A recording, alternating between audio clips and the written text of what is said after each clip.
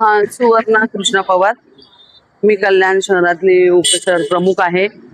आणि आताच ट्रॅव्हलची एक गाडी आली होती, त्यांनी पाण्याची बाटली बाजूने घेतली, गुळणा केली आणि तो माणूस खाली उतरून इथेच उघड्यावर लघवी करतोय. बरं, हा फुटपाथ आहे, सोसायटी आहे, इथे सर्वच दुकानं आहेत, लोक येतात जातात, महत्वाचा रस्ता. आणि कालच आम्ही आंदोलन केलंय. म्हणजे महिलांना काय सुरक्षा आहे?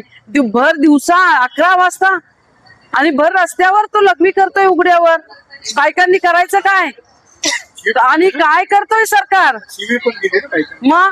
आणि समोर ना, दुकानाच्या समोर, दुकानामध्ये महिला आहे, येतात, फुटपाथ आहे, बायका येतात जातात, आणि तुम्ही भर दिवसा करता. सरकार करतं काय? हा, जर भर दिवसा असा आम्हाला सुरक्षितता नाही तर तुम्ही रात्रीची वेळ असते, हा, बायकांना काय सुरक्षितता आहे?